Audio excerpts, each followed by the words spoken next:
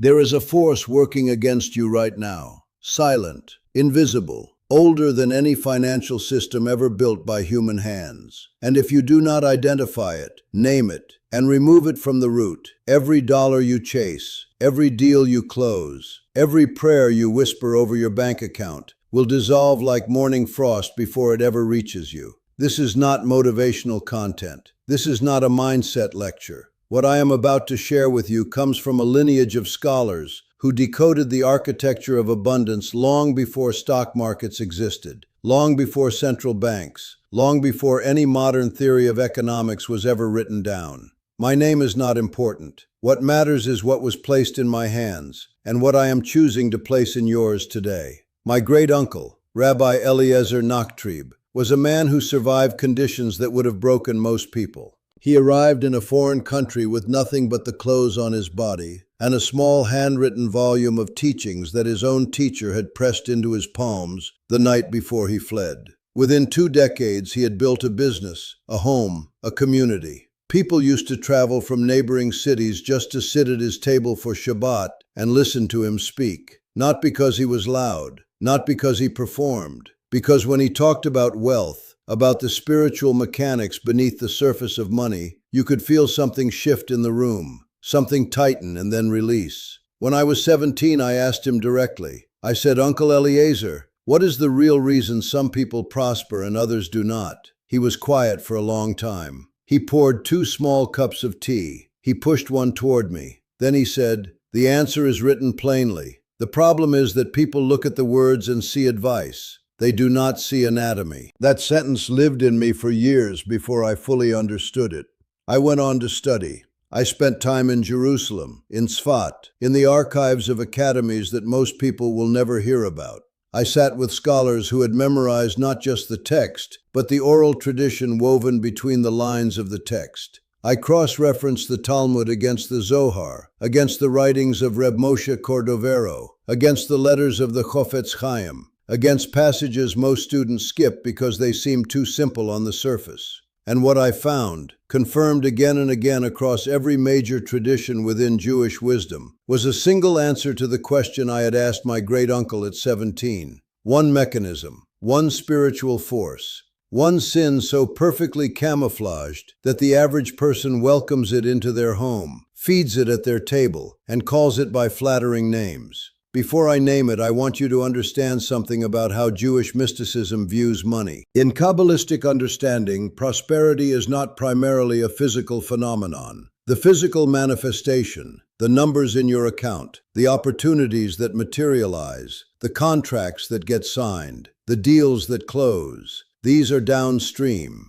They are the visible end of an invisible river. The river itself flows through what the Zohar calls tzinoroth, channels of divine transmission. These channels are not metaphors. They are described with specificity and precision across centuries of scholarship. They can be open. They can be partially blocked. They can be sealed completely. And there is one sin above all others that seals them. It is not violence. It is not dishonesty. It is not even the desecration of holy days, though all of these carry their own consequences. The sin that kills your wealth is comparison rooted in resentment. In the tradition, it travels under several names. The deepest and most precise is ayin ra'ah, the evil eye that you turn not outward toward others, but inward, poisoning your own perception of what you have and what you deserve. Most people encounter this concept and immediately file it under jealousy. They think, "Yes, I know jealousy is bad, I try not to be jealous," and they move on.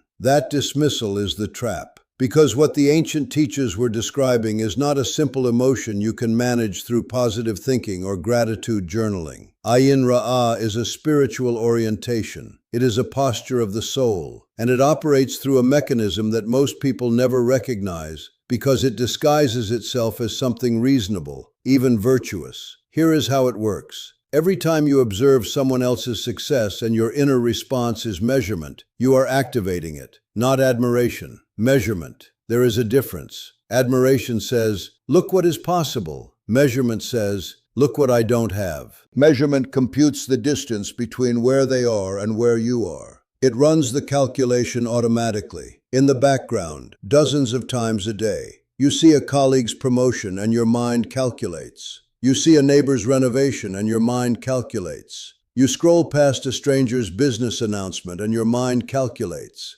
Each calculation is a small withdrawal from your spiritual account. Not a dramatic one, a quiet one. The kind you don't notice until you check your balance. The Talmud in Tractate Bava Metzia contains a passage that Reb Yitzhak Meir Sternfeld, one of the great commentators of the 19th century, described as the most practically important verse for any person who wants to understand why their livelihood feels unstable. The passage teaches that a person's parnasa, their ordained livelihood, is determined in the upper worlds. The amount, the timing, the channels through which it flows, all of this is arranged. It is not arbitrary. It is not random. It is structured by divine accounting more precise than anything a human auditor could produce. But here is the critical piece. The arrangement is not a guarantee of delivery. It is a potential. Think of it as an inheritance held in trust. The inheritance exists. It has your name on it. But the release of those funds depends on conditions being met.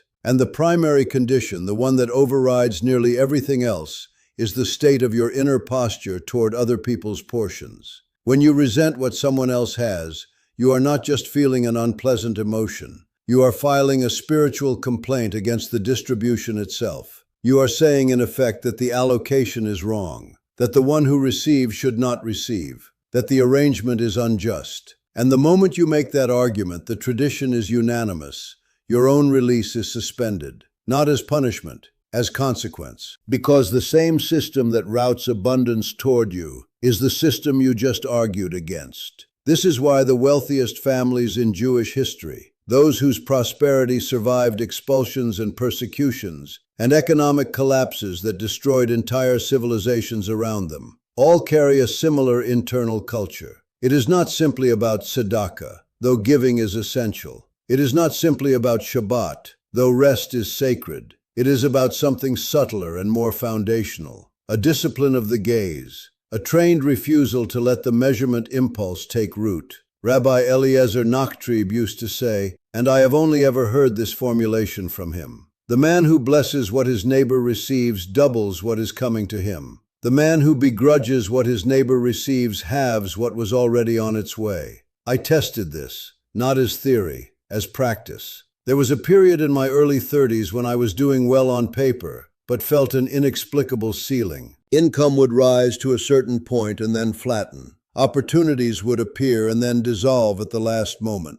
I was disciplined. I was studious. I was, by any external measure, doing everything right. And yet something invisible was acting as a governor on my growth. I went back to the texts. I went back to the private letters and unpublished teachings that my great-uncle had left behind. And I found a passage he had copied by hand from a source I have never been able to fully trace, attributed only to a teacher in Galicia who lived in the 1700s, and whose name is recorded only as Reb Zalmun of the White Forest. The passage described in almost clinical terms the daily spiritual audit that a person committed to genuine abundance must conduct. Not a general reflection on gratitude, a specific examination of every moment in the previous day when the measurement impulse had activated. Every flicker of ayin ra'ah, no matter how brief, had to be surfaced, named, and formally released. I began doing this. Every evening before the final prayer of the day, I would sit in stillness and trace back through the hours. I would identify every moment when I had measured myself against someone else's portion.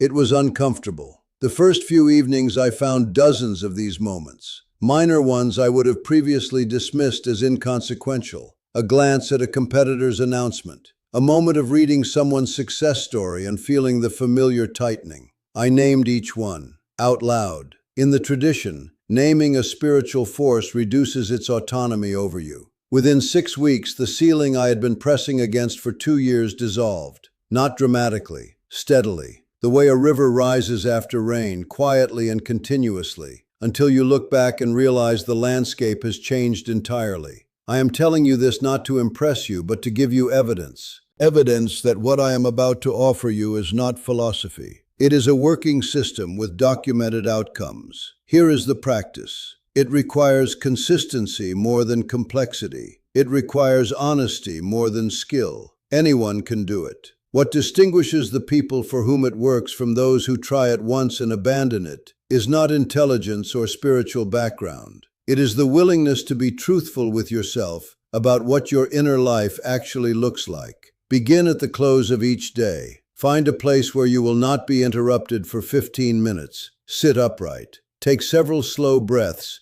and allow the noise of the day to settle. This preparation is not ceremonial. It is functional. The examination I am about to describe requires access to the quieter registers of your awareness, and those registers are not available when the surface is churning. Now trace back through the day from its end toward its beginning. Move slowly. Do not rush. You are looking for specific moments. Moments when you became aware of another person's prosperity, success, recognition, possession, or opportunity, and your inner response included any element of measurement, diminishment, resentment, or comparison. These moments will vary in intensity. Some will be obvious. You heard that a former colleague landed a major contract, and something contracted in your chest. You saw a family member's new home and felt, beneath the polite congratulations you offered, something less generous. These are the obvious ones, but there are subtler ones, and the subtler ones are where the real work happens. A casual scroll through an app and a barely perceptible shift in mood when something went well for someone you know. A headline about someone's achievement, and the ghost of a thought that flickered before you consciously rejected it. These small, quiet activations are the ones most people miss. They are also the ones that accumulate most powerfully.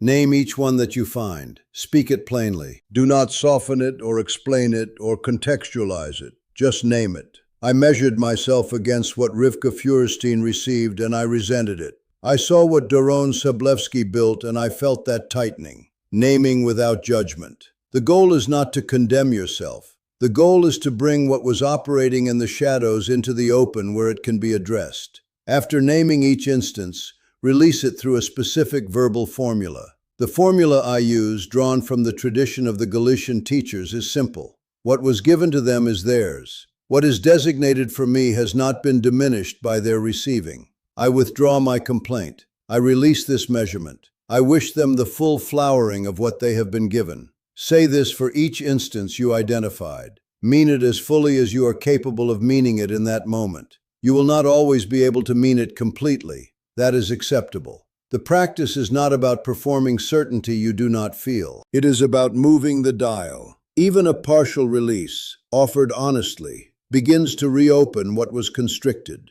After you have worked through every identified instance, close the practice with a statement of affirmation regarding your own portion. Not a wish list, not a request, a statement of trust. Something to the effect of, my path is unfolding according to a design I cannot see in full. What is designated for me is traveling toward me now through channels I am keeping open. I accept it with open hands. Then be still for several minutes. Do not immediately return to screens or activity. Let the practice settle. Do this every evening for 40 days without interruption. The 40-day structure is deliberate and significant throughout the tradition. 40 days of rain during the time of Noach. 40 days of Moshe on the mountain. 40 years of refinement in the desert. 40 is the number of transformation in Jewish numerology. It represents not a single change, but a fundamental restructuring of a pattern. There are disciplines that accompany this practice, and they are not optional. The first is this. During the 40 days, remove yourself from all speech that diminishes another person's success, even casually, even humorously. What the tradition calls lashon hara is not only formal gossip. It includes the offhand comment, the knowing look, the implication in your tone that what someone else achieved is somehow less earned or less deserved than it appears. Every instance of this speech is a direct counteraction of the work you are doing in the evening practice. You cannot open a channel at night and puncture it again during the day and expect the opening to hold. The second discipline. When you encounter success, yours or another person's, practice what Reb Pinchas Blumenkrantz, a student of the Baal Shem Tov circle, called Simchat HaMikre, joy at the encounter. This means allowing yourself to genuinely receive the good news of abundance, wherever it appears as evidence in your favor, not as threat or measure. Train yourself to read another person's prosperity as a demonstration that the system works, that blessings do flow, that what is yours is also moving toward you through the same underlying current. The third discipline: do not seek proof during the 40 days. The most corrosive thing you can do to this practice is to monitor it for results. Every time you check, you are implicitly expressing doubt, and doubt is itself a form of the complaint against the distribution. Plant and step back. Water and step back. The harvest will not be hurried by watching.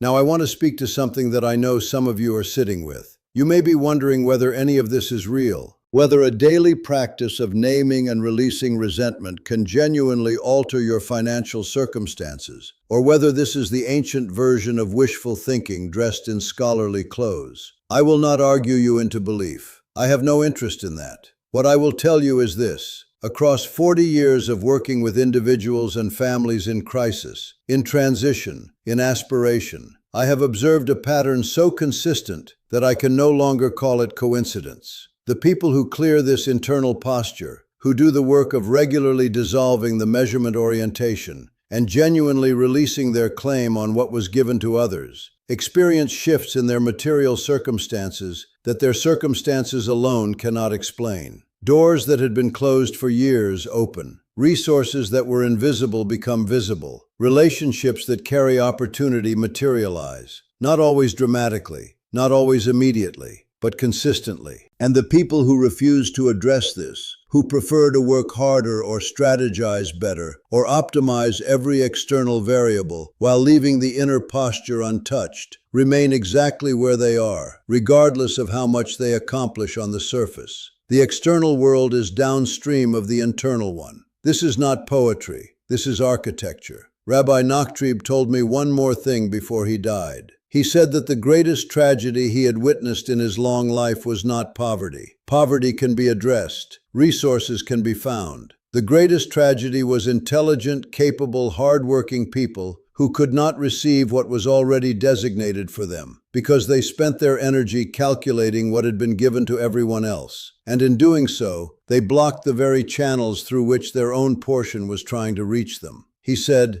"The door is not locked from the outside. It is held closed from the inside. The hand on the inside is yours. The decision to open it is yours." You have heard the teaching now. You have been shown the anatomy. You know what the force is, how it operates, where it hides, and what it costs you when it runs unchecked. The 40-day practice I have described is not elaborate. It requires no special materials, no unusual circumstances, no expertise. It requires only honesty, consistency, and the willingness to do what most people find more difficult than any external discipline. Look clearly at your own inner life and tell the truth about what is there. Begin tonight. Trace back the day. Name what you find. Release it with precision. Affirm your own path and step back. The channels that have been narrowed by years of quiet comparison are not permanently damaged. They can be restored. They can be opened wider than they have ever been. The wisdom that produced this practice was refined across centuries and carried through generations because it works. Because the people who applied it saw results that confirmed the underlying truth. You are not outside the system. You are inside it. You always have been.